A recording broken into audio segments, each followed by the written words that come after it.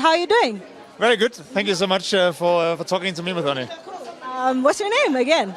My name is Martin. I'm the CEO and one of the co-founders of Mdundo. We started 10 years ago, so today or this month we are celebrating our 10 years anniversary. So let me take you back to 10 years ago, when you initially thought to start Mdundo, yeah? What was the inspiration behind it? Well, we thought that it should be possible to make some sort of solution that would make it easier for fans to access music and easier for artists to get out their music to their fans in some sort of way that was easy, that was legal, and that benefited the artists through royalties from the music that they were releasing. Because our experience is that there is so much amazing music, not only in Kenya but across Africa, and we wanted to play a role in providing a solution where the fans and the artists could better meet each other. Back then there wasn't really many alternatives, and so for that reason it was really important for us to come up with a service that made it easy to reach those fans. All right, so let's just talk about those 10 years now, yeah? How has the journey been? It's 10 years, 10 good years. Yeah, it's been a long journey, no doubt. It's been 10 really long years. It's been a roller coaster, for sure. Luckily, mostly going in the right direction. Today, I think we can be really, really proud of what we have achieved. We have 20 million users across Africa. We have really big audiences in Nigeria, Ghana, Kenya, Tanzania, and we're also focusing on South Africa. We have more than 100,000 artists who've signed up through our platform and are using our service to distribute their music.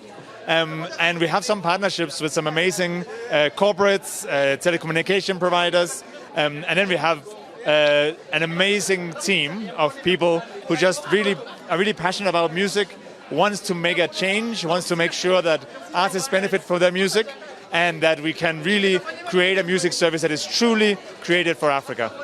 Speaking about change, man, what kind of change would you like to make for Kenya, man, Kenyan artists? Well, to be honest, I think the enemy is obvious. The solution is less so. I think, honestly, when we look at the continent and Kenya as well, if we can just get all the music that's being consumed across the continent into legal services, artists and royalties being generated on distribution will just far supersede what any artist can imagine right now. So for us, it's purely about getting users into legal services. We think we are doing quite well with that. So we've gone from 5 million monthly users to 20 million in the last 2 years only, and we expect to get to 50 million in the next 3.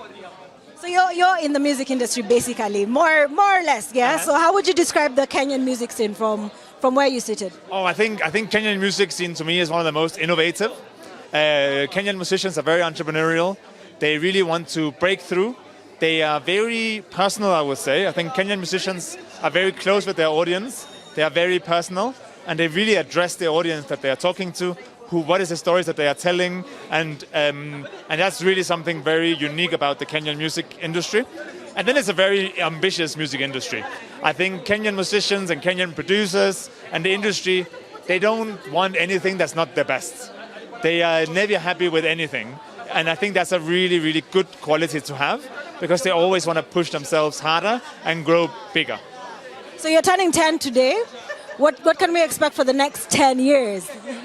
Right, so I think our focus is going to be the same.